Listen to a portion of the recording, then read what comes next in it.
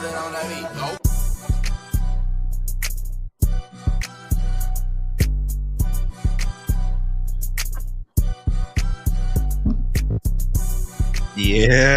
what up?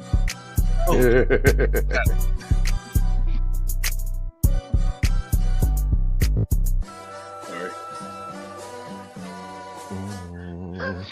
What is going on, everybody? Welcome back to the Fear the Hive podcast. I am your glorious host, Dom, and this is Steven and Jason. I'm trying to, for some reason, my shirt is just not visible in the screen. There's plenty visible. There's enough. There's enough on the screen for everybody. It is okay. I was just making sure. Yeah. Yeah. Just making sure. Okay. Yeah. Just making sure. Yeah. You know what? Let's go ahead and get it. First of all, thank you guys for watching. Dominique he discombobulated. He's a little high right now. Thank you all for watching. Our Fear the Hive 1155 audience and our Carolina Storm audience. Thank you for being here with us. We really appreciate it. Make sure to like and subscribe. Absolutely. On your Facebook page, your Twitter, Blue Sky, X, YouTube, wherever you watch us. Make sure to like and subscribe and hit us up in the comments. We would love to interact with you. Let's start there. Now, absolutely. Let's get the elephant out of the room before Dominique explodes and soils himself. Dominique, is there anything you would like to say? No. I think it should come from you, though. It ain't coming from me. If it's supposed to come from me, it'll never happen. I'll be the bigger man here. Congratulations to the Eagles. Eagles fly. Nah, whoa. Yeah. Hats off to you. The Eagles understood the assignment. Yes. They did what everybody needed for them to do, which was beat the Chiefs. They didn't just beat them. They completely and utterly destroyed and annihilated them. You know what comes to my mind when I think about that score? Wop. Well, yeah, that wasn't the only beating that happened on that field. But it was some people would consider it the best beating. The Eagles they did. Oh yeah. Whew. Yeah, I was so happy to see the effort. I was a little, in the start of the game, you don't know how it's gonna go. So you kind of just sit and just take it in and just like, all right, let's see how this is gonna go. But yeah, for me, it was the second quarter when the defense really got after Mahomes. It's like they completely changed gears and it was just like, yeah, we're gonna touch him, and that's what they did. So how was that feeling as the game progressed? How did that feel on the inside? It felt absolutely awesome, and it just kept getting better because, like I said, it wasn't just a beating. The defense put on a masterclass on how to stop Mahomes and the Kansas City Chiefs. And they did, and it's called being better than you. Yeah, that's what it's called. Our front four are better than the 6 people you got blocking. Right. You got 6 people up there blocking, and you can't stop 4 people. Okay, that was interesting. Go ahead. For people that don't know the math, there are 11 people on the field at any time on offense or defense in the NFL on the field. That's 11. That's all you can have, right? So the Chiefs had 6 people blocking and Patrick Mahomes as the quarterback. That's 7 people, right? The Philadelphia Eagles was like, we're better than y'all, so we're only going to rush 4 people, right? Now, 7 minus 11 leaves 4 people, right? So there were 4 people. Thank you. Yes, mustard. We're going to get there, MJ. Yeah, we're going to get to that. There were 4 people running routes, and there were 7 people to cover 4 people running routes, which is why there was nobody open. But even if there was somebody open, those 4 people that were rushing for the Eagles, as Bomani Jones says, they were moving furniture. And the Chiefs' offensive line was the furniture. Like, they were pushing people into Mahomes. They were pushing people to the side, like, get out the way. Let me go smack him in the face. It was, whew. Yeah. That man was running for his life. Yeah. And as the quarters went on, it was just like, well, at least the first and second quarter, it was like, okay, I know Mahomes is going to come out at some point, but it just never materialized. And I was just like, this would be interesting if it continues. And they went into halftime, what was it, like 27-0 or something like that. And then by the end of the third quarter, it was like 40-6. And it was like, man, you can go out there and do what you want at this point. It's just it's not gonna happen. Real talk. Sunday, I would imagine was the blackest Patrick Mahomes ever felt in his life. Because all day that man was running for his life, being chased by people in uniform. He's never felt that black before. I can guarantee you that. That man was struggling. What is going on here? What is this feeling? That man was throwing the ball to people in different jerseys just so he wouldn't get hit. It was crazy. Andy, help me. Help me. Help me. And he was like, Andy was, I got nothing for you. And it was like, I'm just here for the halftime show, bro. You got it. You got it. And them cheeseburgers. That's I'm trying to get Taylor Swift's number. What you want me? What you want from me? What do you want from me? Who got booed, by the way? Taylor Swift. No, Taylor did not get booed. Taylor, she got booed? She got booed. I thought only Trump got booed and they cut it out on the that was the first one. And then Taylor Swift got booed later. Taylor got booed. I didn't know Taylor got booed. Because here's the backstory. Taylor Swift, before dating Travis Kelce, she was an Eagles fan. Mm-hmm. So man, y'all gotta cut Tay some slack on that one though, man. Come on, man. How much slack you want to give this woman? Nope. What did she do? Deserve to get booed like that though? She's a billionaire. There's so many other people to boo. Trump was there. Boo him all game long. Taylor, she got a boyfriend. You supposed to turn on your boyfriend? Nah. She could at least wear a half. She could at least wear a half jersey. Mama Kelsey did. That's different. She popped both of them boys out. She has to split her allegiances. But yeah, man, it was good. Like I tried to temper my expectations, and I waited until like halfway through the third quarter, and I was like, you know what? All right, cool. I pulled out my phone. I was like, let me go ahead and order my Super Bowl jersey. Jason, this man before the game was over paid an extra $30 for shipping on a jersey. It was only I saw it. It was only extra 10. In the group chat. It was an extra 10. I'm like, I know he was confident. He was very confident. There's confidence, and then there's Eagle swagger, and then there's rich guy like mingling into all of that. But at the same time, it just manifested itself. The Eagles made it easy because the trouncing that they put on that team, I was like, all right, third quarter, all right, cool, we do it. So I have a question for you though. Had this not worked out the way that it did work out? Look, why do you think I waited so late in the third quarter to do it? He was hedging. But you had a whole fourth quarter. It was over though. They weren't. It was over. It was over. It was way over. Yeah, they was beyond over. Like after that bomb that Jalen Hurts threw to the end zone, I was like, can we talk about that for a minute? Yes. Can we talk about that? Yo, you're up by so much. All you got to do after stopping Mahomes on 4th and 4, where Mahomes had happy feet, he was so afraid of getting hit that he didn't realize he had time to throw to the open receiver, which the play called for, and then he threw the ball off target to DeAndre Hopkins. They come out, and instead of running the ball, they went Madden. They went straight mad. Keep piling it on, gentlemen. It's first down. That's a running play. No. He was like, go long. Go long. It's run. No. That's the equivalent in basketball is what we would call a heat check. He was like, let's try it. Let's see how hot we are. And it was like, yeah, we're still hot. Never mind. We're still in fuego. Yes. Fuego. The boys was on fire. We don't even care. We just gonna do it anyway. Let's see. What's the worst that can happen? Y'all pick the ball off. Y'all ain't gonna score again, so it's all good. Right. Yeah. My God. That was something. But yeah, so that's what because the Super Bowl jerseys were out even last week, and I was like, I could get it now, but that would be a bad omen. So I was just like, nah, I'm not doing that. I was like, nah. Why are you scared for? What do you mean? Faith in your team? You have no faith in your team? I got faith in them, but it's the same reason why. That's why I was like, just my expectations. You didn't have faith in the refs. That's what that was. That too. Nobody had faith in the refs. Nobody had faith in the refs. And then on top of that first was it the interference call? Yeah. I was like, oh, here we go. Here he goes. Yeah, that was just a fake out. It was because it got me. I was ready to bite. I was like, it got me too. I was like, come on, man. Not in New Orleans of all places. Come on.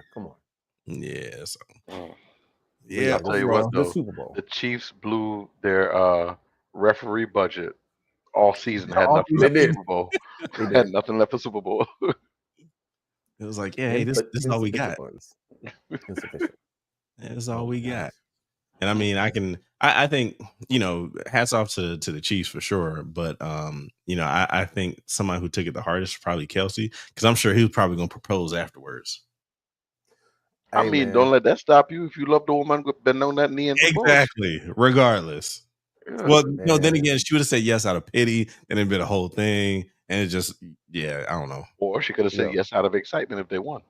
He should have just proposed before the game. Bingo. Nah. Because mentally that would have messed him up. He already messed up, man. That woman worth almost $2 billion. She sit up in a $10 million luxury suite, and she's thinking to herself, "See, this is what happened when you want to work. You ain't got to work no more." How many times I gotta tell you? Stay home. You got to check a $500,000 game check. Good job, way to go. You worked all week for that. I do that in pre-sales for a concert. It's all good though.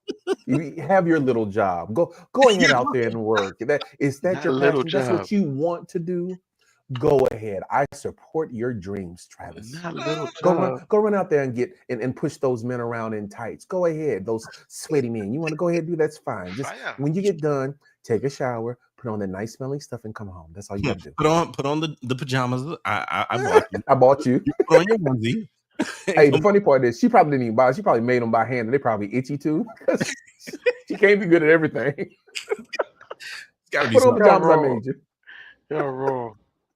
But I mean, it's true though. Like with a woman that's of that net worth, that woman got 2 private jets, homeboy. Yeah, I was like, I mean, you can't come home and be like, all right, I want to make some power moves. Power moves. I am the power move. What are you talking about? Yo, there's nothing left for us to do. I was gonna come home one day, man, baby, they cut me. She gonna be like, oh, it's okay. How much did they owe you, baby? They owe me $4 million. Hold on, Chauncey. No, she gonna go rummaging. Can you break Travis off a couple of M's? He's a little short right now. She gonna go rummaging in the kitchen drawer, the junk drawer, and be like, hold on, I got it around here somewhere. Oh, treasury bill. Here you go, $4 million. Put your hand in the couch. You might feel something. You might find it in there. Yeah, you be all right. Oh my god. I mean, but okay, so kind of segueing that brings up a relationship question, because it's like when you have a woman, you know, of this net worth, and in all consideration, he doesn't make a little bit of money. He makes a lot of money compared to the rest of us. But like when your girl is worth that much money, you don't make no money. What is the dynamic in a relationship in you know, something like that? Happiness. Okay, let me make it more clear. So what you do is you go find whatever your favorite condiment is. You like ketchup, you like barbecue sauce, you like Chick-fil-A sauce, you like sweet and sour sauce. You buy a whole lot of it. You put it all in a bowl. And what you do is you take your pride out and you dunk it in that junk, and then you take a big old bite. Bro, she worth $2 billion. It's like, where you going with this? Yeah. Like, $2 billion, man, please. Pride. A woman's a billionaire. What? Right. Steve, you whipped. Yup. $2 billion, bro. $2 billion. Steve, you'll never come out. Why would I come out? My house is bigger than your city. No, thank you. No, thank you. I never have to leave. Your neighbor could fit in my garage. Stop it. Please stop it. All I do is just travel with my girlfriend and have fun at her concerts. That's it. While she's working. We eat food. We talk about the world. I review her music. I meet the coolest people while I'm holding her purse. It's amazing. Right? Hey. Travis has 52 mil net worth. Look up. Okay. Yeah, yo. Taylor Swift. Put 52 mil on the top, and then put $2 billion on the bottom, and tell me what percentage that is. She makes $52 million in interest in half the year. Bro. God damn. That's a fact. That's actually fact. She makes your net worth in interest in half of the year. I ain't even got to wake up in the morning to make what you make, homeboy. To make your net worth, I only have to wake up in the morning. I can sleep all year and make more than you. Her promoter calls and says, "Hey, yeah, we got this concert. Okay, how much is it paying? Yeah, it's gonna pay like 75 mil. I don't roll over for anything less than 200 mil. And just move on. The conversation is, hey, remember that concert series we were going to do? It's going to cost you 75 million out of pocket. She'd be like, okay, so what's the splits? Ticketmaster was thinking 60-40. Taylor's like, I'm thinking 80-20. Okay. Okay. Yeah. Okay. All right. Okay. It's all right. No, it's fine. They'll accept 80-20. They told me beforehand. It's all good. It's all good. Oh my gosh. Okay. Before we go there, I know what I'm waiting to talk about, but before we go there, what was your favorite Super Bowl commercial? I'm curious because I know which one was mine. They didn't have a lot of funny ones like how they've had in the past, or like ones that like super super memorable.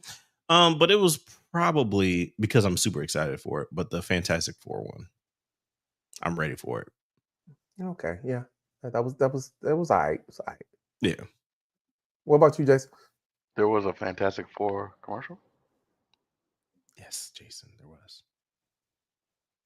Okay. I will review that after the podcast. Jurassic Park Reborn, I was excited about that. Yeah. And the Thunderbolts short teaser was good. I saw the long version. It was really good too. My favorite one was the Nike commercial. The women's sports commercial. Yeah, the women's one. Yeah, that was good. Oh, that was so good. I was zoned out on these commercials. It was in the like first one of the first ones. Yeah, it was like I don't know if it was right before. I think it was between the anthem and kickoff. Yeah, I was still cooking, but I heard it come on and I peeked around and I was like, "Is that Sha'Carri? Wait a minute, is that Jordan Childs? Is that wait? What are y'all doing? Oh yeah, like is that Juju? Is that Sabrina Ionesco? Like it's a dope commercial. I kept doing it. My kid was like, you know all these people? I was like, yes, they're like the best female athletes on the planet. I said female athletes, then I was like, actually, they're kind of like the best athletes on the planet. Sidebar: have you seen the new Asia Wilson Nikes? No. Oh.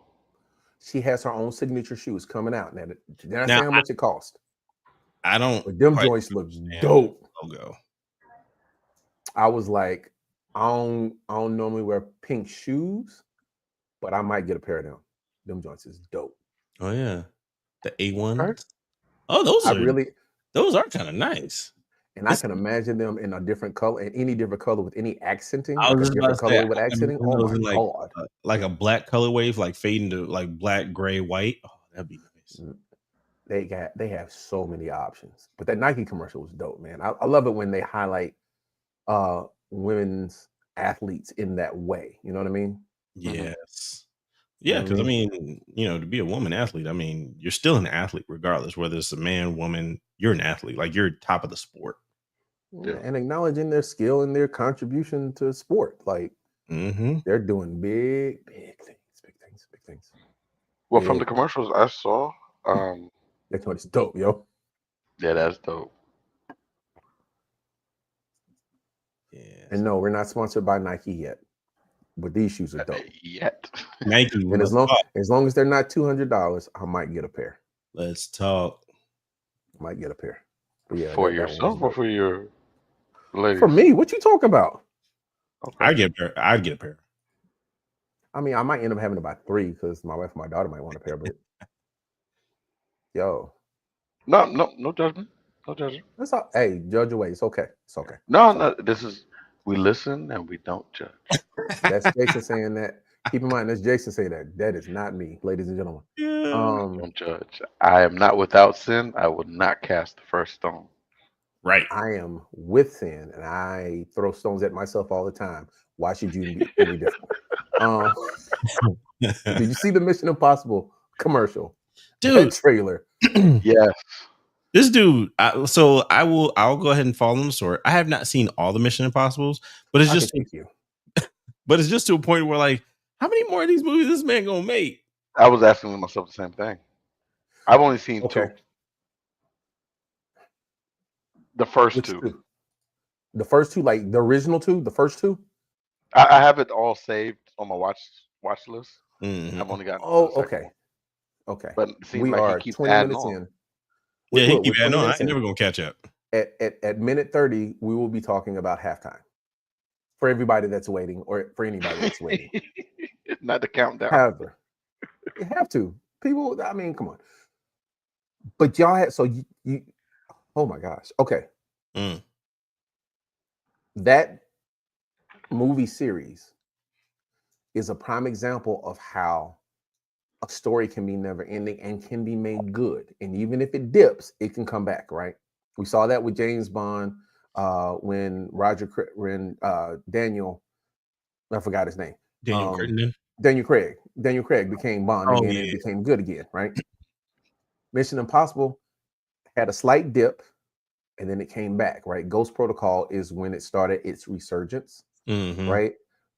J.J. Abrams did that, I believe, right? And Simon Pegg is on the writing team with Tom Cruise. Simon Pegg, he writes for a lot of things like Star Trek, the first 3 Star Treks, the remake.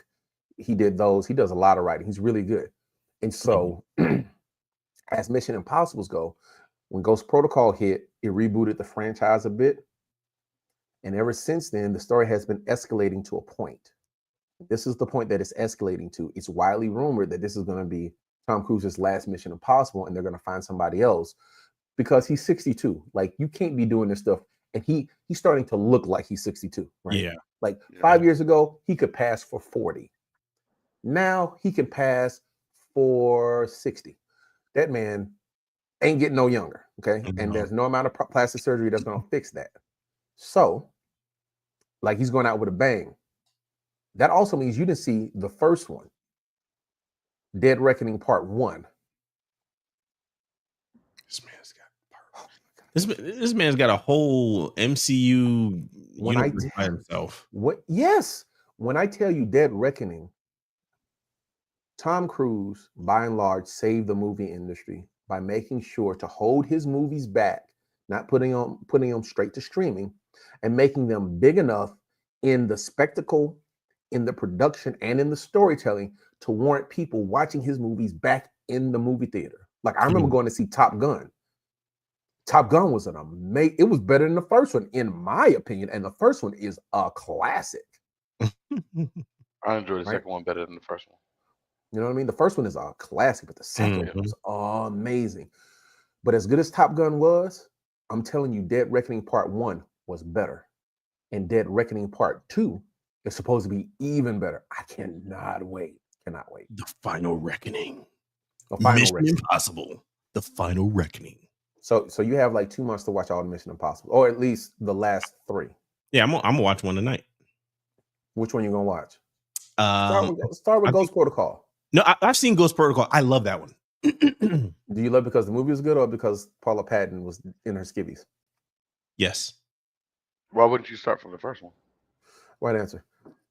Oh, that's right. He hadn't seen the. I mean, you could pick up a Ghost Protocol and kind of figure out what's going on, because Ghost Protocol was the reset pointing towards, Yeah. Nah. If you gonna watch them, but also the high tech dude. Who's the high tech dude in Ghost Protocol?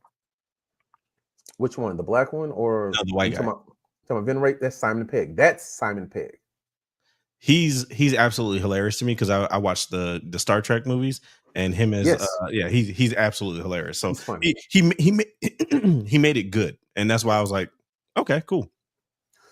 His role gets bigger from Ghost Protocol on. Nice. But yeah, I can't wait. You got time. You got time to watch them all. They're available, and if not, there are enough streaming services between the 3 of us that you can watch them all.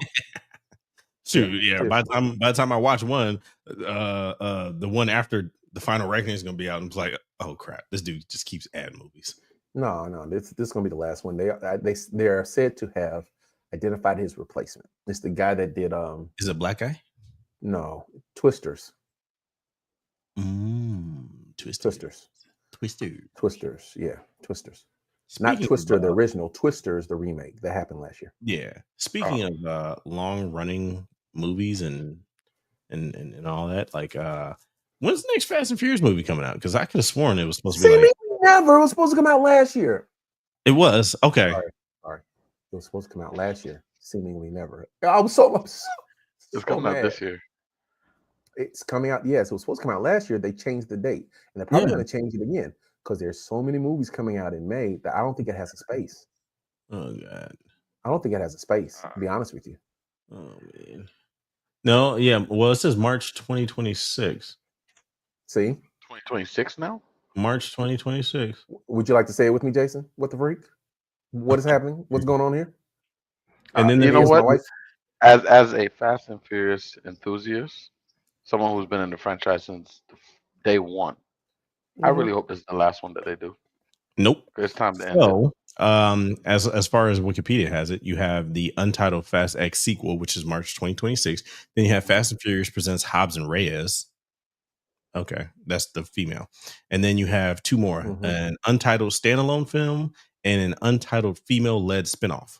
They're supposed to be splitting the universe. Right? They're supposed to be splitting it to let the individual at some point, and then Superman afterwards. Let's end it because we've gone so far away from the cars. I think this sequel is supposed to rein it in. I don't know how. No, not this one. No. Not the sequel to the last one, right? It's going to be ridiculous. But the movie after that is supposed to. So, what movie was it that was absolutely ridiculous? And then it had another installment. Mission Impossible was one of them. Not Mission Impossible. James Bond. So Daniel Craig's James Bond in Casino Royale was a return to realism for James Bond, and that reignited the franchise, right?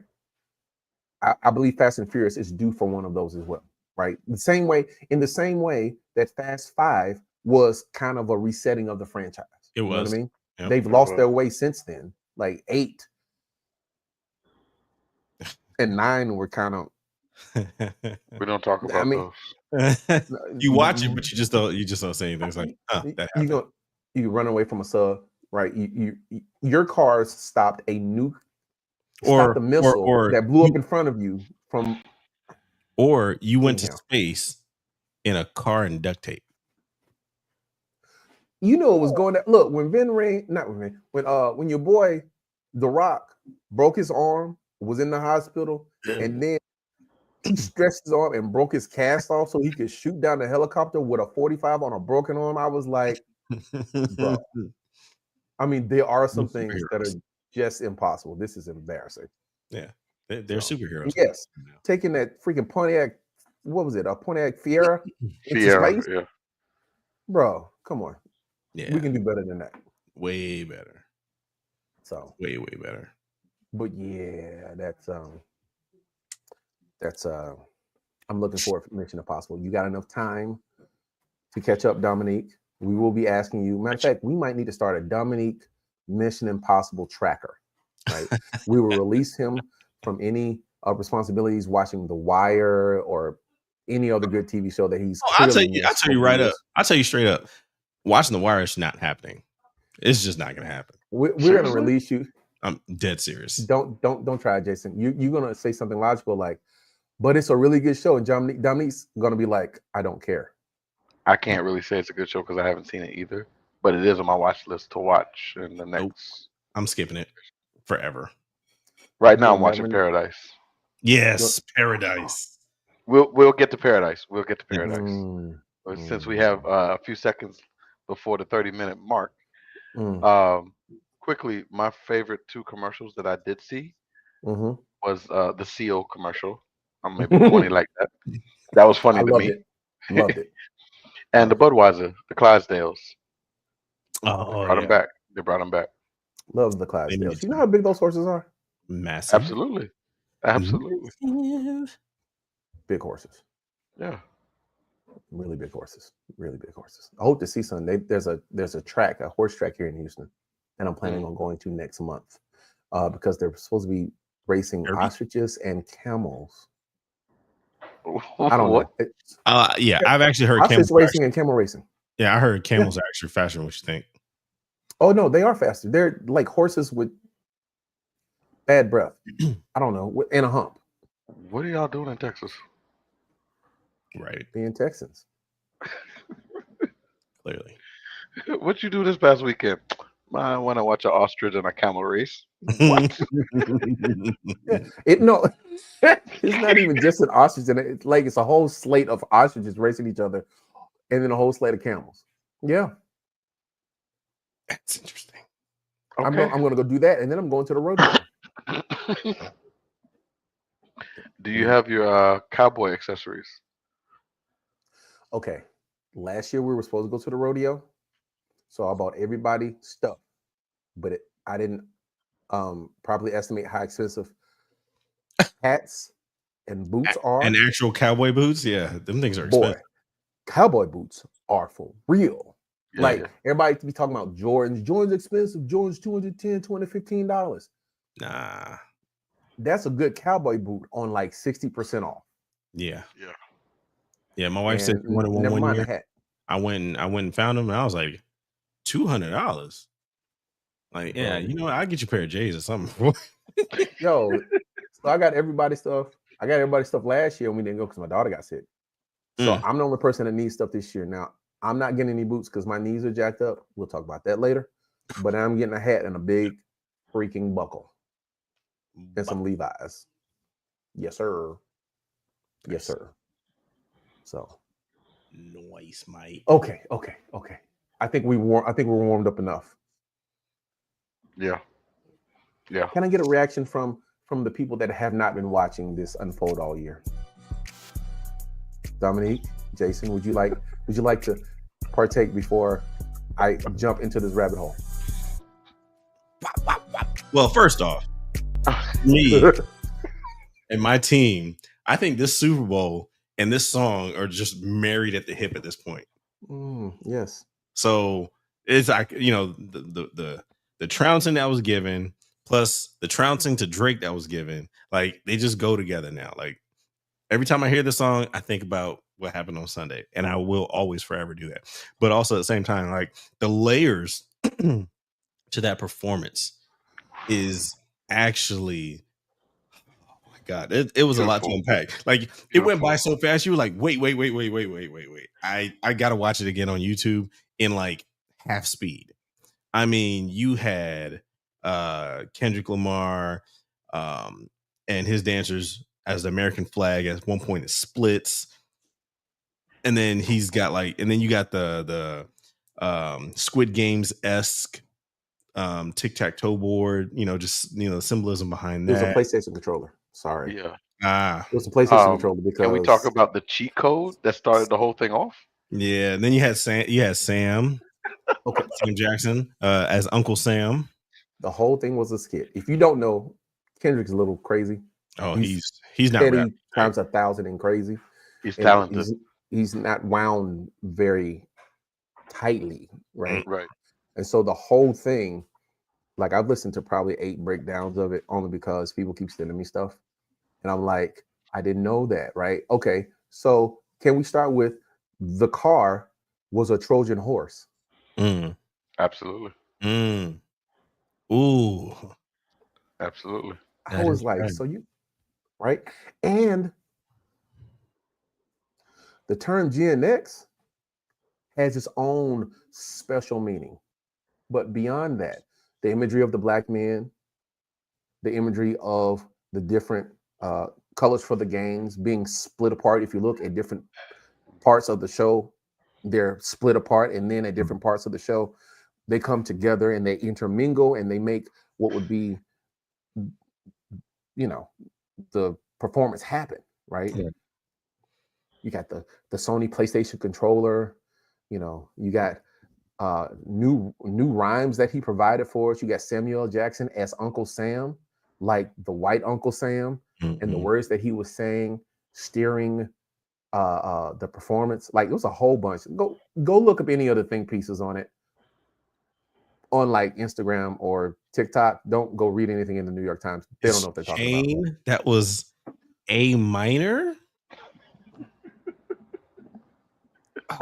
Like, gosh. And then he had SZA, who Drake dated at one point. And then he also had Serena Williams, whom he dated at one point, which the story behind that is he broke up with her And it's like, you did what? He might have had good reason. Might have. Probably didn't, but he might have. I'm leaning on the probably didn't, but whatever. I mean, she's with a billionaire now too, so whatever. Everything that glitters isn't gold. That's true. And every woman, no matter how fine, there's some man somewhere that's tired of her stuff. Yeah, absolutely. You know what I mean? Hey man, how'd you feel when he looked at that camera and said, "Say Drake"? Hey Drake. Like, I'm pretty sure, Drake may have been watching the game, or he probably just skipped the game altogether. And I'm sure when halftime was on, he was like, "All right, we're gonna play some basketball. You guys want to play around?" And everybody's like, "Nah, we're gonna watch the halftime show." Nah. It's gonna suck. Whatever. He tried to do everything to be like, "Nah, I'm not watching that."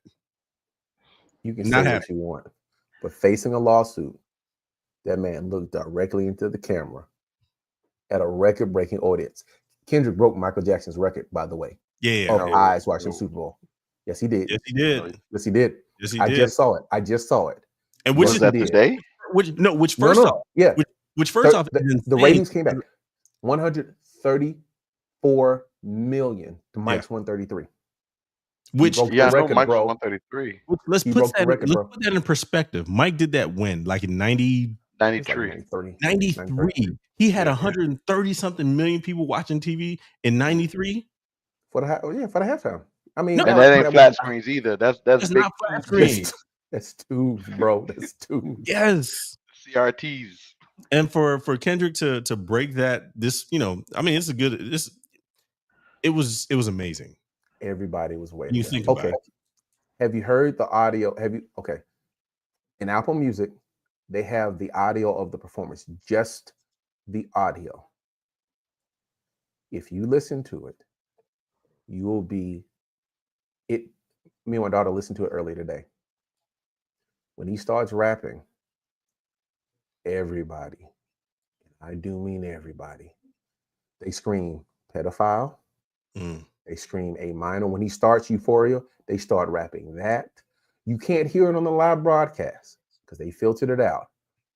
But on the Apple Music version, it's ridiculous. And it's so fulfilling just to watch it. Just to watch him look at $100 million lawsuit in the face and go, I don't care.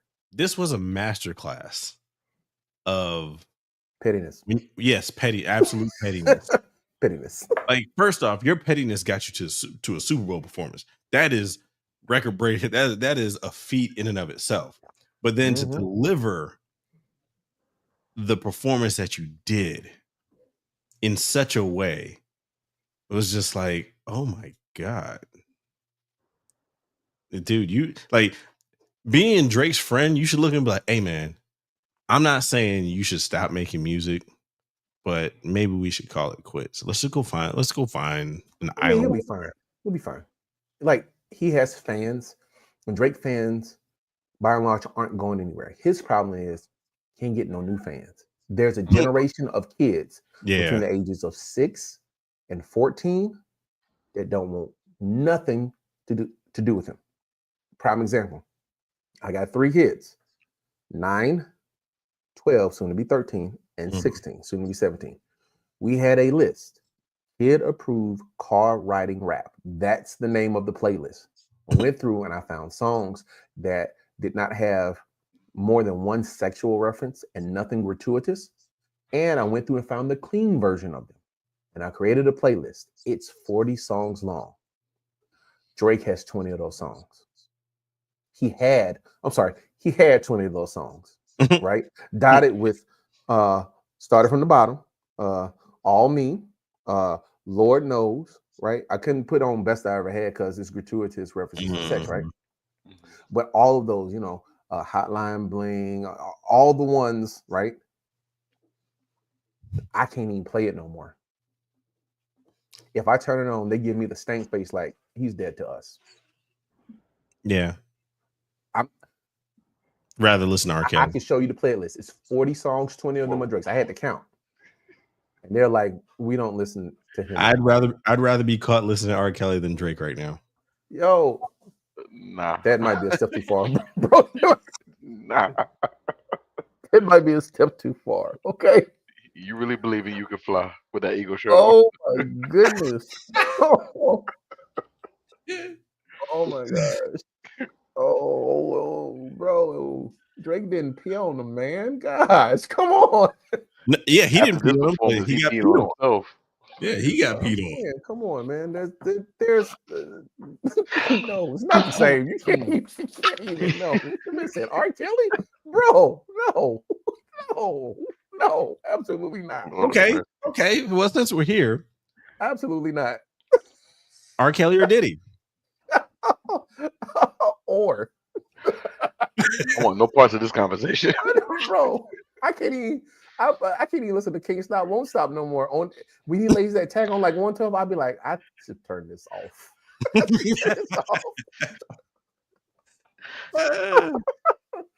Oh my gosh. Now I knew why he was shaking in them videos. He was happy, and we all know why. No, thank you. No, thank you. He was happy. No, thank you. That man was confessing. Can't stop, won't stop. Because she can't keep her eyes open. Bro. But man. To wrap up the Super Bowl portion of this, congratulations to the Eagles for burying the Chiefs. Congratulations to Kendrick for burying Drake. Dude, it was so bad. My mother-in-law called me. She was like, so what's up with this Kendrick and Drake thing? Yeah, you know it's bad when the older generation is like, my mother-in-law was like, really? I was like, yes.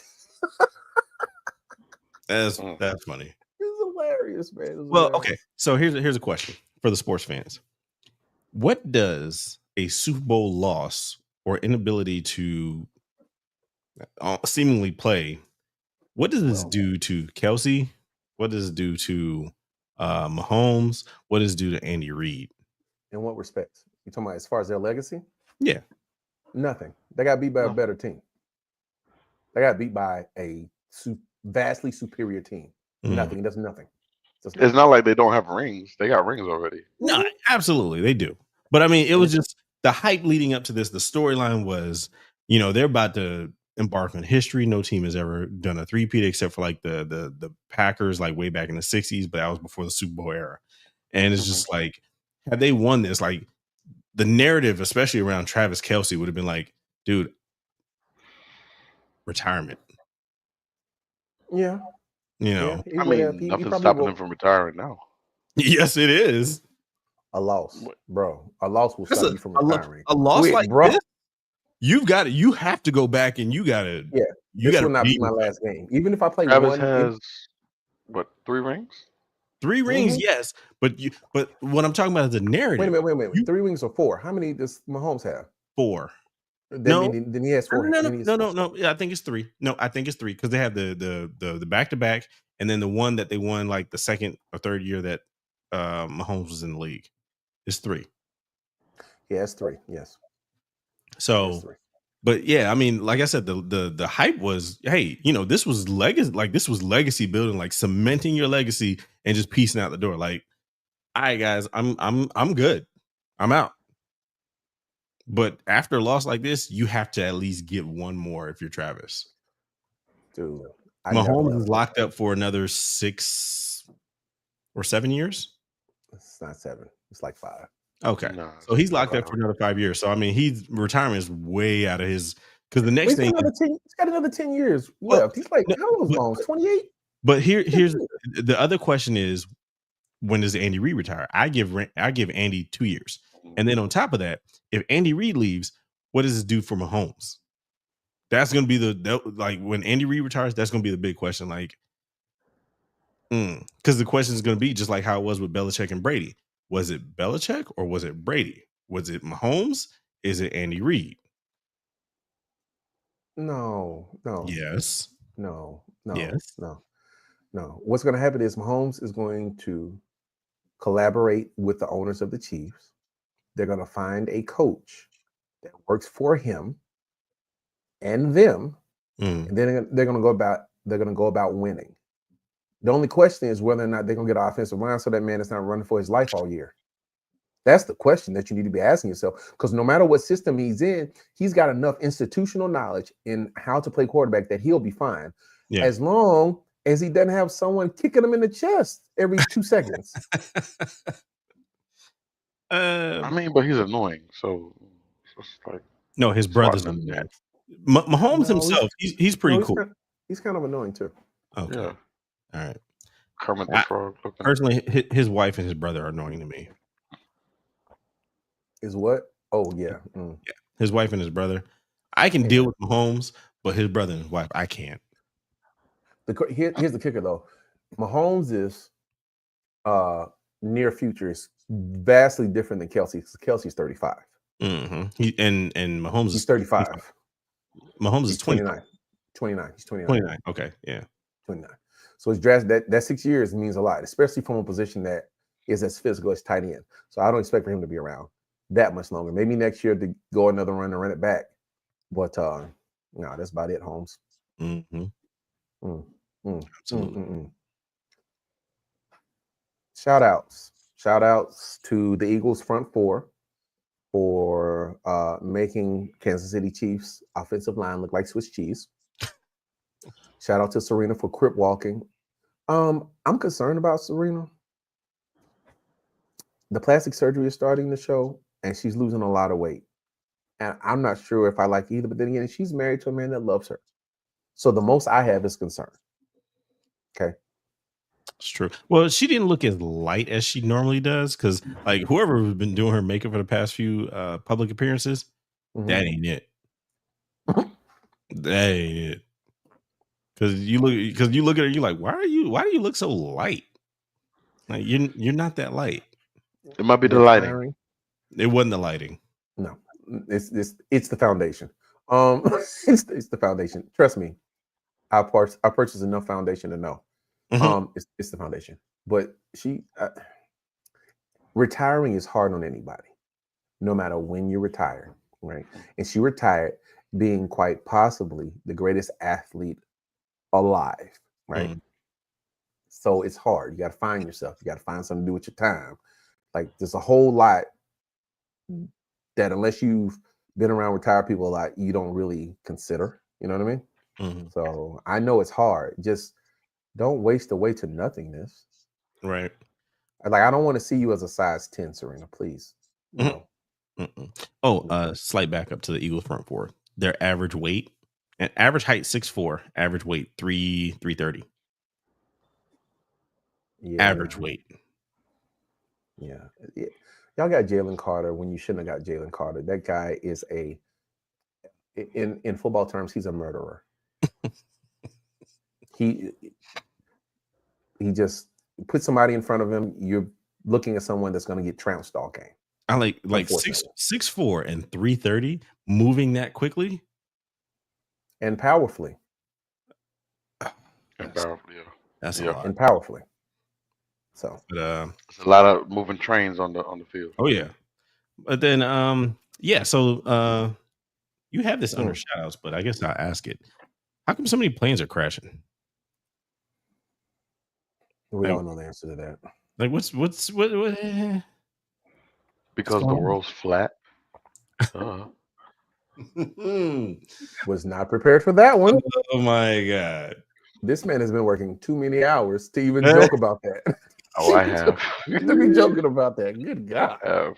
Yeah. But I mean, like, because what was it? We had the 3 or 4 incidents in the past 2 weeks, but then also you had like what was that? A Japan Airlines. The wing was so big that it clipped a park. There was a crash in Phoenix. There were planes that are clipping each other at different airports around. Like this. That actually happens more frequently than you know. Great. Well, I would imagine so, but we don't hear about it. Like, right. I would imagine it happens, but not 8 times in a month and a half. Like this, it actually does happen, kind of. But I don't know why now it's becoming a thing. But it does happen. When planes fall out the sky, everything that happens is a thing. Or just like, or it's kind of like how that Boeing incident where that door, the door opened. Yeah, the door. No, the door didn't open. It wasn't even a door because it was a panel that just got ripped off and sucked people out of it. Yeah. And it's like I try not to think about that. That is frightening. It's science. It's frightening. You know what? When it's your time to go, it's your time to go. But not like that. Yeah. I'm pretty sure God's plan for my life is not being sucked out of an airplane while it's in the air. Like it's a hope. Look, not to sound any type of way, but it's quick and it's painless. I would assume you'd have a heart attack before you even. Yeah, you're done. Yeah, you'd have a heart attack well before you even. Not to mention, look at the size of the hole. The suction and the change of the pressure, you're almost exploding immediately. Yeah, rapid change in pressure. I don't know if that makes it better or worse. You won't feel it. You won't feel it. Technically, you won't feel it. Especially at cruising. Well, yeah, especially at cruising altitude. Like if you were in what was it, like maybe ground to 6,000 or 7,000 feet. It went in cruising altitude. It was like taking off. It had not reached cruising altitude, if I remember it correctly. Well, I will be getting on a plane with a parachute. No, you won't. They won't let you on with a parachute. Matter of fact, if you try to get on with a parachute, they're gonna put you on a no-fly list. They're gonna put you on a no-fly list. Okay. I can see the negative implications of that. Hey, Jason, we just saved your boy from being able to from being on the list. Again, I can tell you a whole bunch of stories behind the scenes with aviation. Look, we're gonna have to throw a segment on here. Behind the scenes at the airport with Jason. I did not sign any NDA either. I'm gonna get on with a parachute. You're not getting on. I guarantee you that right now. They're gonna look at you and look like security. Security. I'm like, hey, come on, man. I got good reason. Planes falling out. It's got people getting sucked out and stuff. Like, no, man. Move. It's still safer to fly than it is to drive, though. Yeah, that's true. Until the plane falls out of the sky. No, it's still safer. It is still, by and large, safer to fly than it is to drive. Trust me, living in Texas, I can tell you for sure it's safer to fly than it is to drive. But if I get in a car crash, at least I'm on the ground. If I get in a plane crash, well, you know. Well, at this point, you know, if you ask on the Tom's parachute, if you ask this administration, it's due to DEI. That's the worst cop out I've ever seen. Like, because the thing is, it's like, don't these people still have to be qualified? Please, regardless of all that's out the window. There's no intellectual conversation. Like that makes zero sense. Like DEI is the problem, and yet you still have to pass the exams. You still have to have the training hours. You still have to have some, by and large, some white guy sign off. Dominique, we're not engaging in a conversation to verify these people that are in these positions that are not white. We're not falling for that. Anybody that wants to call the DEI, I will accept your criticism. I will accept your statement, and I will immediately label you as an idiot. I'm sorry. I'm not sorry. If you want to call this a result of DEI, then I question your ability to think properly. Right. And your ability to sift beyond the racist colored eyeglasses you have on. Okay. Sorry, not sorry. You said it, live with it. Okay. That lets me know not only do you not know what the qualifications are, you don't even know what DEI stands for. You don't know what it stands for. You think it stands for black. That's what you think it stands for. That's not what it stands for, you idiot. Anyhow, see, trying to get me worked up. I'm not doing that with you today. You know, I got something for you. So I forget who it was, but somebody said this campaign to smear DEI is the reset to make sure the default is a white guy. That's the default incompetence, a white guy. And it's like, wow. I mean, you do know what they're saying. Essentially, they're saying nobody else can do the jobs, the important jobs, except for a white guy. That's the entire thought behind DEI. Yes. Okay, so here's a big hiccup to that theory. There is more minorities in this country than there are Caucasians. And they know that. That's another reason. So that's a whole nother. That's another reason why they're doing what they're doing. Yeah, that's because that, and I mean that's also why they toss. It's possibly why they toss out Roe v. Wade, because now they know not that even possibly. Yes. So they're trying to make sure these women have these babies because they know it's primarily white babies that these women are going to have. So that they're not. So the white people aren't going to be the minority anymore. Okay. They want to have a real conversation about this. Do it. We got 5 minutes. They're not just trying to toss out Roe v. Wade. If you look at what they're doing, once they're done with Roe v. Wade, they're coming for birth control, friends. Mm-hmm. They're coming for birth control. That's it. That's it. So you can talk about voting Republican all you want because you don't agree with killing the baby in the womb after conception. Okay, great. Now, when America has no birth control, that's you. That's your find out thing. Okay. They've already attempted lawsuits, and they're trying to find the right court in the right circumstances to invalidate the use of birth control. Yep. Then we'll be back in Game of Thrones times trying to figure out how to make that moon tea. It'll be what do they call that? The moon tea. Moon tea. The Plan B tea. Plan B tea. Oh. I don't know why I keep thinking of Milk of the Puppy or something. Yeah, Milk of the Puppy. Moon tea was that was a Plan B. That was the one. Right, that was the one. Yeah. So, but yeah, no, they're coming for it. Y'all think it's sweet? Vote against the blacks all you want to, white women. Guess what's gonna happen? You ain't gonna be getting no birth control. And then when your cousin wants you to make more babies, you ain't gonna be able to stop them. Not your cousin. What's that? Not the cousin. Not the. Hey, look, the Targaryen's been doing it for. I mean, you think? I mean, I ain't throwing those states under the bus, but when I say that, we all have a few in mind. Let's not act like it's stupid. Let's not act like it's not happening and we haven't thought it and or said it or seen it. For some of us, I've seen people that we know are cousins. I've been to the states that are very liberal about that thing. Yeah, like Mississippi. Not for nothing, I was down a rabbit hole and I found the most inbred children in the history of the United States. Yeah. Why? Because it started with a TikTok about one of the architects of 2025 talking about the birth rate. Yeah. Look, talking about the birth rate being so low for Caucasians in America. And I ended up with inbredness, right? There's this family in Kentucky. Damn, I thought I'd been missing. A pair of twins married a pair of twins. Okay. And their children decided. Oh no, they are actually they're like legit related, and they had like 10 kids. Ew. Half of them are nonverbal.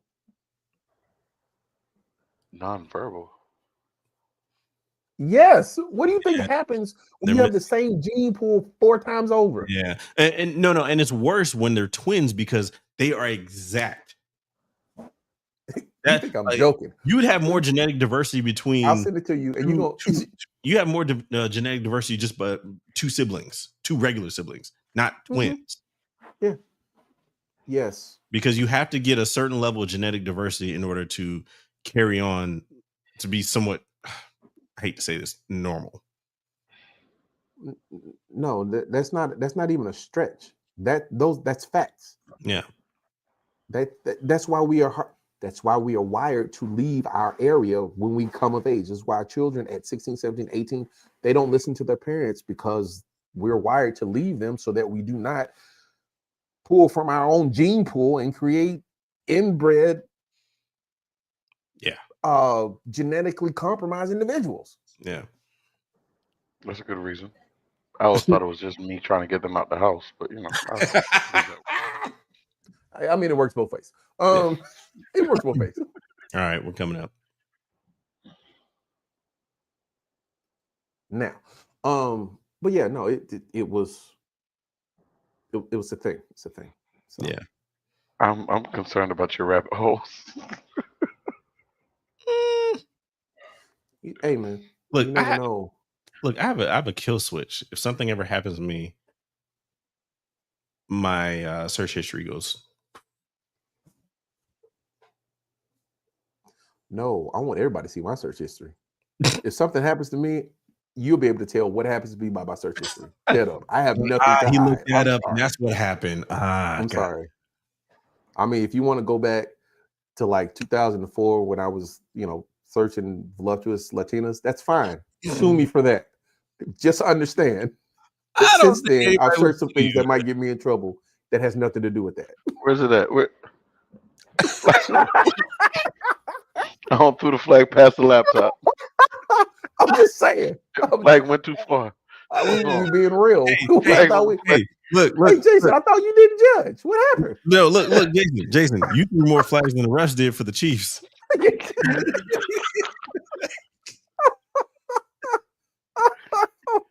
Oh my God. And that was on Black Planet, by the way.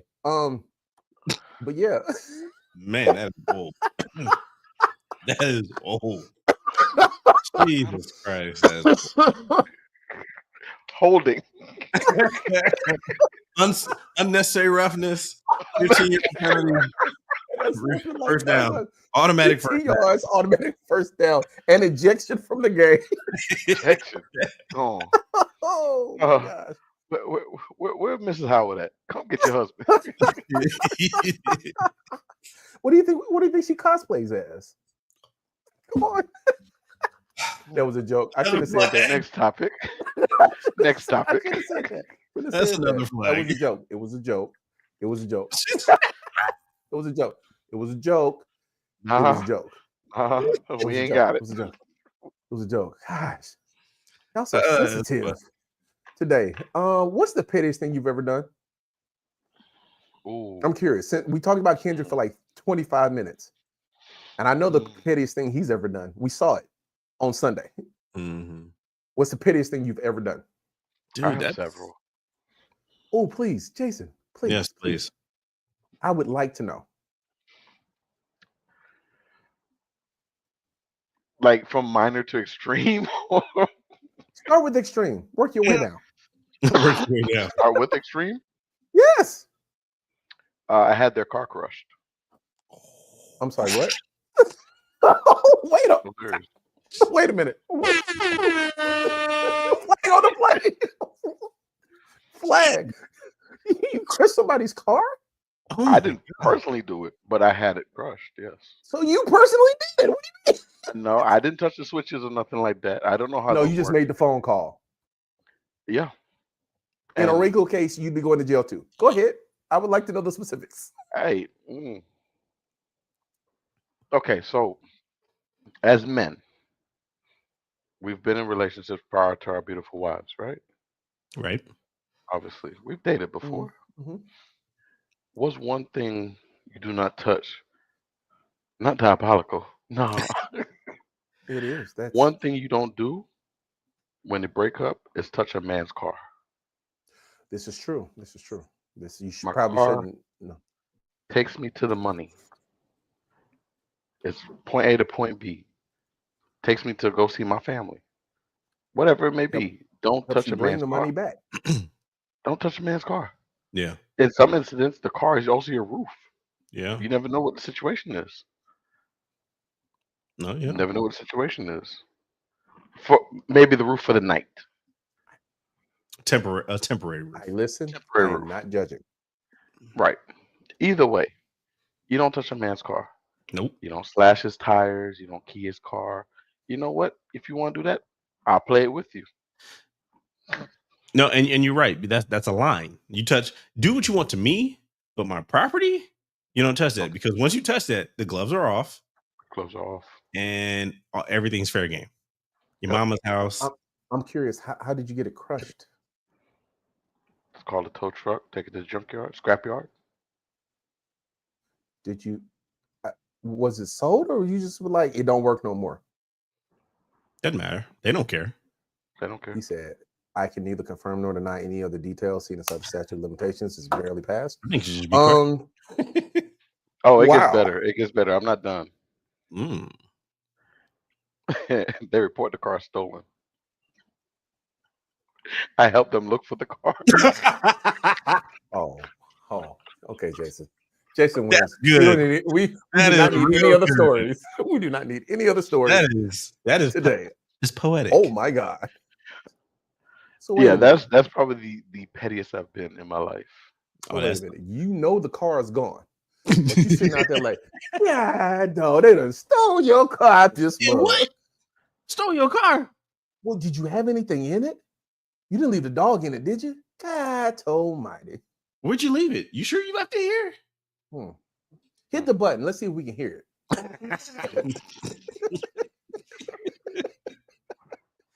Man, that's good. And then obviously going down, I've taken the toilet paper and the toilet paper holders.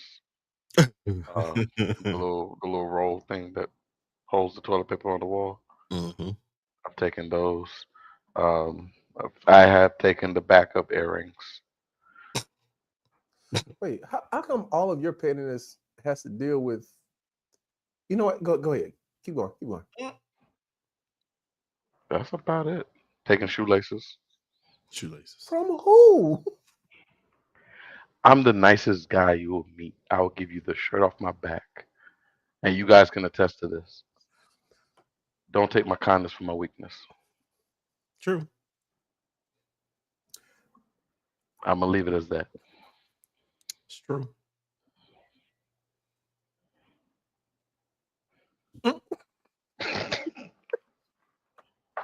Hey. Woo! But hey, we listen and we don't judge. Nope, I'm definitely not judging you, seeing as how you can get people's car crushed. Dominique. Hey, what's up, YT? What's up with you? What's the pettiest thing you ever done? Broke up with a chick, dated her friend. That's just dirty. Like right away, or did you like? Yeah, on purpose. So you said you had already set it up. Then it was already in motion. No. You just moved like that. You just went to the friend group. It was like, I'm subbing her out. I'm subbing you in. Yeah. Everybody okay with that? Cool. Like, what's up? Hey, cool. What's going on? Cool. Yeah. What's up? You don't know how to run the place? It's okay. I'll teach you the place. It's all good. She didn't know how to run them either. Come on. Yeah. Come on. All her was like, hey, what's up? How you doing? Move on. Ooh, that's okay. Interesting. Okay. I don't have anything there with you guys. Matter of fact, now that you guys have said what you said, I don't even remember what I did. It's not even no. It's not even worth talking about. Come on. It's nothing. I'm not. No, I don't have anything. You must have something. No, I liked the question. That's why I added to the show notes. I wanted to see where it would take us. Clearly, it took us to a scrapyard and to a substitution pattern that is questionable at best. But you know the funny thing about the pettiness, the era of pettiness at that point? Life was simple. It was such a simple life. Was it simple, or did you just have a whole lot of choices that made it feel simple? No, it was just I was young and dumb. I was young and dumb. Life. I'd say reckless. I wouldn't say dumb because that's a highly intelligent move. Yeah, you know what I mean? Especially helping the person look for their car. Yo. Which was awkward because we had broken up, but you called me because you think somebody stole the car.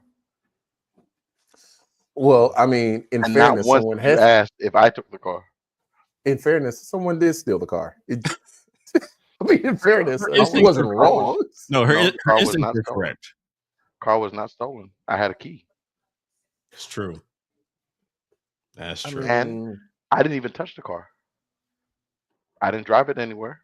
But the idea of stealing a car is that someone without authorization to the car removes the car from where it is. The key, him possessing the key is authorization. But Jason didn't take the car. The tow truck person took the car. But the key gives him access as the person who is able to make that determination. No, okay. Hey, you think that'll hold up in court? That's fine. All I'm saying is the car was illegally parked. It was parked in the handicap. No placard. Did you park it in the handicap parking space just so you could tow it? I didn't drive it. I did not drive it. Oh, okay. I was just asking because I was like, that would add another level of pettiness. Mm. I didn't drive it. It was parked right in the front, right in the handicap. Hey, did you guys know that A minor is all white keys on the piano? No, didn't know that. Yeah, I didn't know that. Anyhow. So that means the black keys are what, major? That means he was calling Drake white boy. That's what that means. It just gets deeper, doesn't it? Because A minor is like A minor is like C major or something like that. And you could say C major, but A minor sounds better, and it's all white keys. It's just a thing. Let's see. What else? We got 20 minutes. What we got? Planes crashing. Oh, yeah, we gotta talk about this. So my daughter has a boyfriend. What? Now, notice I did not say I was about to say, notice I didn't say Avengers Assemble. Okay. Whose car are we taking? There's no bat light up right now. But here's the question. What's your policy for your kids and dating? So this is our married and kids segment. I'll go first on this. Go ahead. So my son is 14, 8th grade, and he has a girlfriend. He's had like one or two so far, but it's one thing. And trying to remember back at that age, it's one thing to have a girlfriend, but it's another thing to date. So it's like, dating is both parents know, and you guys go to the movies and things of that nature. So we haven't reached that stage. So once, as far as dating goes, I don't have a policy yet because it's like, I'm waiting for him to get to that point. And then it's like, all right, here are the rules. I think you might want to go ahead and get those rules together, buddy. Yeah. Well, define what kind of rules you're referring to. All of them. All of them. Okay. Trust and believe that he's farther along in this than he's let on. Oh, absolutely. You say he's 14, right? Think of you as 14. No. He has. There's no correlation between me and him at 14. Okay. No. Let me rephrase that. Think of you as 14 with more freedom, more technology. You see how your face just changed? No, I'm trying to think, because you guys got to remember, I was overseas. That was the most free. I literally at 12, 13 could hop on trains, buses, and whatnot, and my parents would pick me up from wherever. It didn't matter. Here's the thing, Jason. I think that he's looking past the very real possibility that his son is farther along the road than he believes that he is. And I'm here to tell you, you're going to be surprised, hopefully in the best of ways, not in the worst of ways. So you better get those rules together now for somebody to be calling you Paw. I'm way too young for that, especially right now. I'm way too young for that. You said he's 14? No, you're not. No, you're not. No, you're not. I am. You think you're too young for it? No, I am. I got to be at least 50 before I start getting called Papa. Oh, okay. That's what you 50. Keep thinking. 50. Keep thinking that. You got what are you, 39? You got a whole 11 years. What are you talking about? I'm 35. I was about to say he's not. You got he's not 15 years. He's 14 now. You don't have this conversation soon. You'll be a Papa before you hit 40. No, we've had that conversation, the birds and bees conversation. And the whole, you're not bringing no kid home, blah, blah, this is such XYZ. We've had that conversation. But as far as the girlfriend, he doesn't even go to school events. Like, you know how you used to coordinate, like, oh, hey, you going to the football game? Yeah, I'm gonna go too. Oh, all right, cool. We haven't even gotten there yet. In denial. The river is flowing and you don't even know you. How? You know what? Steve? I could be wrong. And I hope that I'm wrong. I hope that I'm wrong. When his phone, you're right. Geofence of his school, I know about it. You have a geofence on his phone and the school? Yes, because one is to automatically switch his phone to silent mode, and so it only vibrates when he gets there. Because I know he would be too absent-minded to do so, so I did it for him. But then also, I can do it. Yes. Yeah, you can. Yes, you can.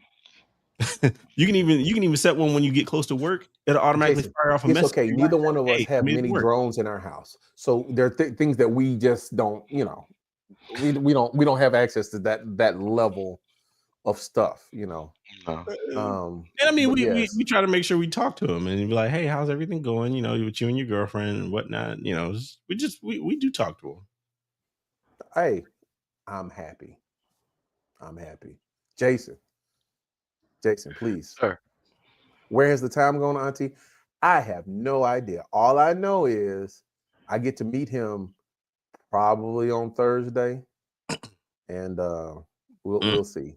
Thursdays of all days. Hey, you better hope Thursday come. Look, you better hope Thursday come on Wednesday, because if Thursday come on Wednesday, he might not get the bad boy treatment. Right. Hold up, you haven't met him yet. Nah, I've seen him. He's seen me though. He's seen me. He knows what I look like. Your daddy's a big dude, right? He knows what I look like. He knows what I drive. Trust me. Okay, so like you, my daughter is 14. She has some little boy that she's talking to. Wait, Steve, your daughter's 14? She's 13. She's turning 13 in a little less than a month. Crap. Little more than a month, yeah. A month, yeah. It's quinceañera time. Yeah. Hey, that's Texas for you. She does have a friend that she talks to. Mm-hmm. They have gone out twice, I believe, but not you let them go solo. Out?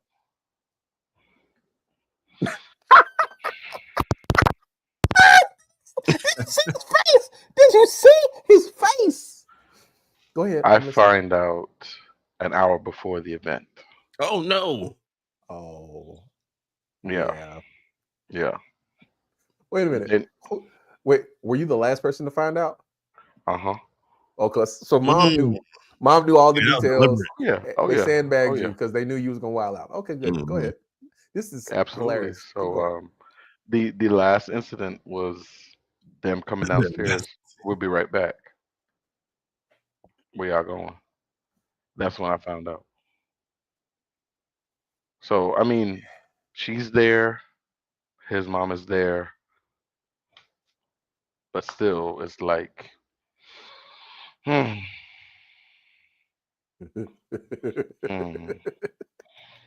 live, so I don't want to say what I want to say, but yeah. I mean, look, man, I understand. You don't understand. You don't understand. Ironically, I probably do. That's the bad part. There's a reason why they do what they do, and told me last minute. Yeah, you can't wild out if it's last minute, or at least not to the extent that you normally would. Right. I know what the play is. Right. Put the handcuffs on. The arm ain't but so big, and I have eyes everywhere.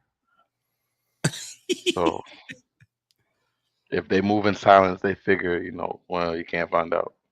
No. Hey man, how it feels to know that everybody in your house is plotting, and you the last to know.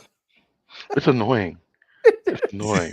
It's annoying. It's annoying. You're the last to know, bro. And like you said, I've seen him. I mean, we haven't officially spoken. We've locked eyes. Yeah. The rare event, my windows are like halfway rolled down. We've locked eyes before. He doing the Snoop Dogg and Baby Boy. I mean, you can't see in my truck regardless. Oh, so shit. I've seen him. They be outside in front of school when I pick her up, and he's there. He. Jason got mad quick. Yeah, what? I call that laughing. Ain't nothing funny. Ain't nothing funny. I hold my composure because I like to have them have their freedom. Right. I don't want them to think, you keep them all bunched up and tight or whatnot. Then when they do get let out on their own, they act a fool. Look wild. Yeah. Exactly. I don't want that. Mm-hmm. Give them a little bit of leadway. Be respectful. I trust her to make right decisions. You raise them. You trust them. Let them make the decisions. I'll intervene when I need to. Right. That's the way I'm playing it right now. No, that's not a bad way. My mom was she was a subscriber to that, and to a point to where one, I was driving my mom around like I had a license at 14. So one that quelled the need to, I'm gonna take or steal a car. And she knew that wasn't gonna happen because I could ask her, hey ma, like I think my junior year in prom, my dad left out of town. My mom gave me the keys, but she knew the kind of driver I was, and it was fine. But also in Germany, they don't really check for driver license. They don't really stop you like that. So she knew it was safe. Second, my mom let me drink with her as long as I was in her presence. The other thing that did was make sure that when I was out of her presence, I was never like, yo, I'm about to go down this whole bottle or nothing. Because at the time, one of my close friends, he had something like that happen where he had alcohol poisoning and whatnot. So my mom wanted to make sure, like, hey, you don't have to feel the need to wild out when you're not in my presence because you can do this with me here. And ever since then, I've never really like taken it like super far. It's like, nah, I mean, I've always had access to alcohol, so it's like, I'm good. Makes sense. Makes sense. Yeah, I try to subscribe to the same. I mean, not like now, like Mari's had like a glass, like half of a glass of wine before. Nothing too crazy. So it's like, still same thing. It's like, hey man, I just don't want you to go out here and be like, oh, our parents are here. Let's do this. Right. So you mentioned two things, right? Not sure if I'm ready to have the second half of that conversation, but the first half of the conversation. So I had to sit them down, all three of my kids, right? Because normally if I'm going to do it, I'm going to try to say it with all of them there so nobody gets singled out. But so that everybody gets the overall, right? So I was talking to my daughter, but I was also talking to Sam, my oldest, and I was talking to Silas because Silas says he has a girlfriend. I'm like, okay, whatever. That was right. But what I told him was like, listen, first things first, what you need to know, I'm not in the business of telling you who to date and who not to date. That's not my business. I will tell you this. Do not expect me and your mother to be cool with, like, or entertain anyone that doesn't treat you well. Period. Okay. That's ground floor. If they don't treat you well, you cannot expect for me to like them. You are our children. You are our responsibility. We love you. We teach you. We want you to enjoy. But if you are choosing someone that is not treating you well, I'm not going to be nice to that person. That's just how it goes. Right now, if they're treating you well, I'm cool. They treat you well, I'm fine. Right. I'm not into choosing who you're going to. But if they don't treat you well, I'm sorry, but I'm not sorry. Right. And if I'm not treating that person as well, because you know me, I give everyone an opportunity to be whoever they're going to be. Right. But if I don't like them, it's for a reason. Right. Now, that shouldn't determine what you do. But you should, because if I don't like them, you should consider whether or not they're doing enough and are worthy of being in your life. Point blank, period. Right. That's number one. Number two, ain't nobody your age should be in a committed relationship at the moment. Okay? Let's be very clear. You should be finding out how people think, how you talk to people, how you communicate, how you want to be treated, right? So literally, you should be playing house with nobody. You shouldn't be trying to, this is the person I'm going to be with for the rest of my life. It's not. This is a big city. There are a lot of fish here. You should be friends with someone different every couple weeks. Finding out just to get to know people. Yeah. Like if you're with, be a kid because you're not dating your boyfriend and girlfriend. I get it, but you're not dating. This is not a committed relationship. Don't feel like you have to make it one. Don't feel like you're tied to this person any longer than the end of the school day. Right. All right. Our relationship's done tomorrow. What's up, girl? How you doing? Well, I mean, and look, and be honest with them, right? Everybody gonna be able to take honesty, but you need to learn how to be honest with people early so that when you become 18, 19, being honest with someone ain't a stranger to you. You know what I mean? Saying the things that you like and don't like, things that you will and won't tolerate, the things that you know your parents will and won't tolerate. You need to be able to say that early so that when the pressure comes late, you can hold to that. Easy, right? So I told him that, and I told him, I'm not going to be a grandparent until I'm older. They're like, how much older? It ain't now. It ain't even close to now. It ain't even close to now. So you go ahead and put that, you throw that away. Okay. Right. You throw that away. So, but yeah, I had that conversation. And then I told Sydney, I'm going to meet him soon. And I'm not going to embarrass you the first time I meet him. I promise I will not. He is going to shake my hand though. So I remember that was art. That was an art. First off, like growing up for me, it was being respectful to the adults. You know, make sure you have that view of being a respectable young gentleman. Oh, it's twofold. It's twofold, right? Right? It's twofold. You're gonna shake my hand because you're gonna be respectful, and I'm gonna show you I can be respectable to you. Right? Let me ask you this. Well, hold on. Go ahead. Hold on. And I need for you to shake my hand so you can put your hand in my hand, and you can see what my hand feels like. Because when I squeeze your hand, you're gonna understand what it feels like to have these hands around your throat. And I'm here to tell you, I've squeezed hands with a lot of men. You know, I've only squeezed hands with like 3 men whose hands I was like, well, I'm not winning that one. Right. 3 men, right? Right. 2 of them played football. One of them was just big. So no, I'm sorry, Skylar. He did care about K-Dot. He did. Why do you think he was? He did. Oh, he did. Oh, trust me, he did. You want to know how I know he cared about K-Dot? Because his lawyers drafted up and sent in another piece to his lawsuit immediately following the performance. That's all you need to know. Now, I had a question for you. Yes. Are you going to initiate the handshake? You going to let him initiate it? No, you have putting the hand out first. Just make sure. Oh no. I'm initiating the handshake. Right. For a couple of reasons. One, I want to see if he's actually going to shake my hand or if he's going to try to give me that. Right. That lets me know how you see me. I'm not one of your little friends. I'm not bro. I'm not bro.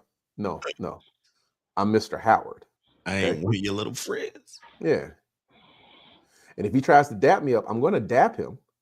And then I'm going to take my hand, pull his hand out of the dap, and then put it back in my hand for a handshake.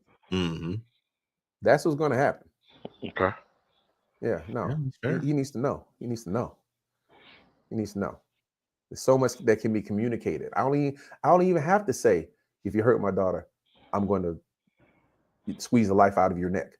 I don't have to say that. When I handshake you, you automatically understand what's completely possible with this relationship that the 3 of us have. Yeah, it's psychological. It's like, hey, Jason, because make no mistake about it, I'm in this relationship too. Big time.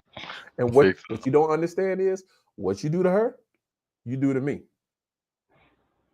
I had to tell Sam that too. Like, listen, I know you're a dude, but I have a daughter as well.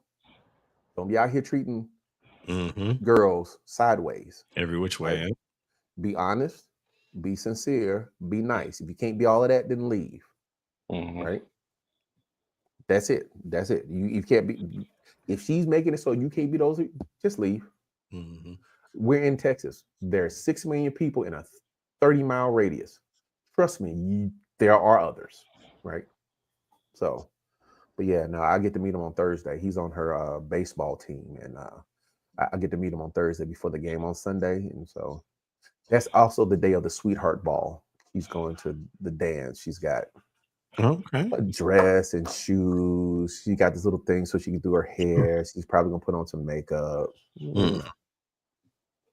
Okay. Yeah. And I'm gonna be standing outside with a hockey mask. No, I'm joking. I'm joking. I'm having my Jason mask on. Is it Houston Hobby or IAH? Which one's closer to you? Hey, baby, they're both 35 minutes away. Gotcha. IAH has the most direct flights out of Charlotte. Hobby has the most direct flights out of RDU. I know. Like, can you imagine you go on a date with this girl and find out, like, mysteriously, like, the person that the Uber that drove you to is like a guy that flew in from North Carolina to help make sure make sure his niece is all good. Like, hey man, I came all the way from North Carolina. What's up? We are a part of a network. Okay. All right. We all have daughters.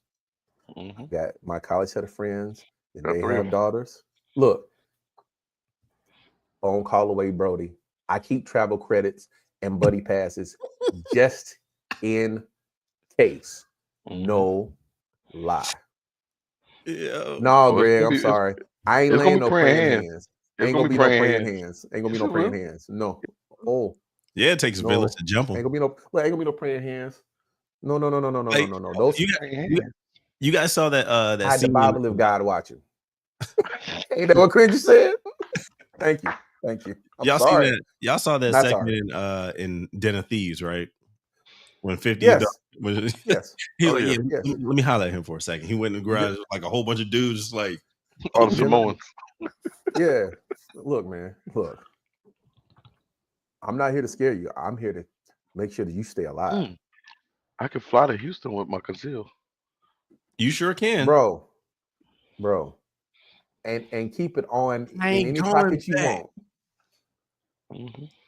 Trying to 15. Trying to tell you. Man, you're at least 30. I used to know that script by heart. It's been too long. It's been too long. But yeah, I'm with it. Like I want them to be able to enjoy being their age, and I know their age comes with certain things, right? And so I don't want them to not be their age. I want them to completely be their age. Just be your age. You're not 18, you're not 19, you're not 17, you're not 16, you're not 21, 22, any of that. Be your age. Do the things that people your age are supposed to do, not the things that they do, and enjoy this life. Be a kid as long as you can possibly be a teenager as long as you can possibly be. You know what I mean? Yeah. And as long as you commit to doing that, as long as you commit to working within, that framework, then yes, he can come over and hang out for the birthday party. Or yes, when we go bowling, he can go. Or when we go to the jump place, he can go. I'm fine with that. He can come over and hang out at a birthday party. If we're having a birthday party, yeah, like when we have her birthday party, if he wants to come over for the birthday party, he's invited to come over for the birthday party, right? It's gonna be a bunch of kids over here anyway. It's all good. I have no problem with that, right? I am a real person. You are a real person. It's a birthday party. You want to? That's fine. Okay. All right. Yeah. I'm cool with it. Just make sure that I don't have to bury him somewhere in a shallow grave. Shallow grave. I'm just saying. Remember 611. Please help. Seriously? Please help those of us that don't get the reference. 611. You don't call 911. You call 611. Oh yeah, you're right. I get the reference. Okay. Dominic is still lost. I'm still. Are you serious? I'm okay. 611 is what you call to get where you can bury or dig. Assistance with the body that needs to be processed. I thought it was one of those things where you call like 911 and you order a pizza. No. So you literally dial 611 and it'll register your name, phone number, your voice is a recorded line. You're just asking for permission to dig in your own backyard or dig somewhere on your property. Yeah. And it's recorded. But you're asking permission to dig. It doesn't matter if you're planting a plant, you're putting in a little pool, it doesn't matter. You verbally asked permission, they verbally gave you the okay. Gotcha. Okay. Now, clearly, you don't want to say what you're putting in that hole. Yes, but at least you have permission to do. I'm burying this kid. I can't. Well, I mean, you could also call 611 to dispose of a body that is no longer alive. You know what I mean? Like here in Texas, because this is a stand your ground state. Mm-hmm. Like if something happens, and he's already the person's already gone, you call 611. Had Patty Well come pick him up instead of calling 911 for an emergency. Because trust me, if he's down, it ain't an emergency no more. It's not an emergency. Yeah, it's true. No, this is y'all need to come pick up this body. What happened? You just want to put your pet in the backyard. That's it. I'm standing in my door. I'm standing in my doorway. I had an issue. It's about all you have to say in Texas, buddy. Oh, you in your doorway? All right. No problem, sir. Oh. What was yeah, what do you mean there was never fans? I'm a fan. I stopped listening to him. I love his music. Guess what? like Drake's early stuff, absolute bangers. I even like some of his late stuff, but guess what? I was never really a Drake fan. I mean, yeah, it slaps. His early stuff, he was rapping like he was trying to pay the rent. He was. But I'm about to have a 16-year-old. I'm sorry, can't rock with you, buddy. I was never a big Drake fan. Honestly, I wasn't that much of a Kendrick fan either. I am not really that much of a Kendrick fan, although I like his bops. Don't get it twisted. I do. It's not like I'm a super Kendrick fan.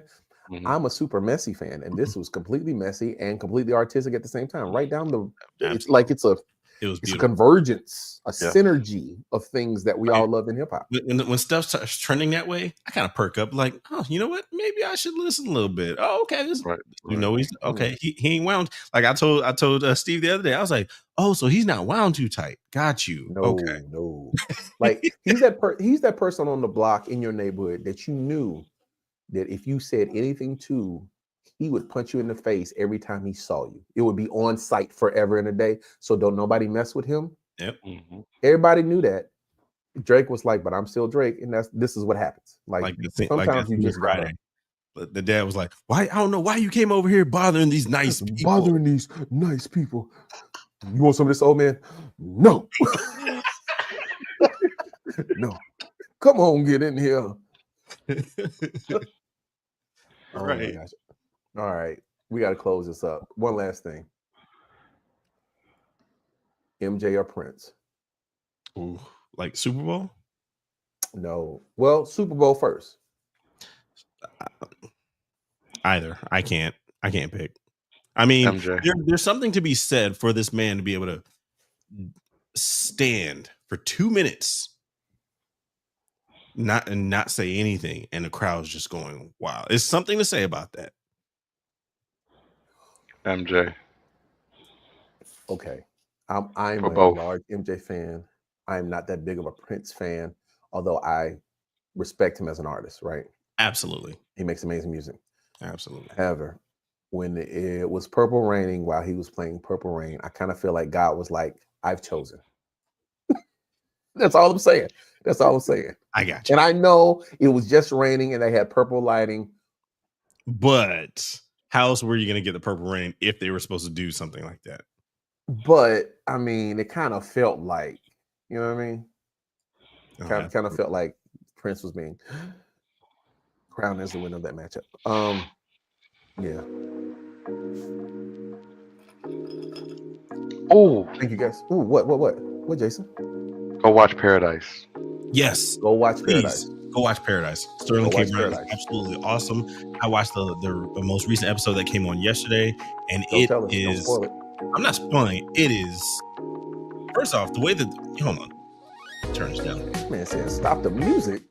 Is that we were first off, what did I outro? Like, no. I got something to say. The way that they filmed this, like in the first episode, they reveal something to you that you didn't even think about. You didn't even realize what you were watching. Right. I mean, you had questions, but you didn't even know you didn't know the question to ask. Yeah. And at the end of it, you're like, that was the question it's like they got you. I was wondering what was going on with that. Yeah. But then like certain scenes transgress and it starts, fitting in the pieces of the puzzle that you're missing. And you're like, oh. And you just continuously have these questions that you don't know to ask. And as they fill it in, you're like, that's something that I was thinking about. I love nonlinear storytelling where they take a point and then they expand the subject, the object, the offering from that one point, going both forward and backwards, going both into the present, going into the future, present going into the past. I love that, and Paradise is doing it well. It is doing it very, very well. Now, I voiced my concern to Steve was that I don't know how many seasons, like as good as it is, I don't know the seasons.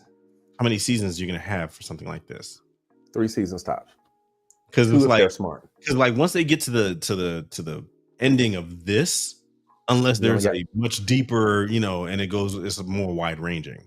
You only got one more. You should only have one more. Do it right. Don't money grab it. So. Don't extend it any longer than it has to be.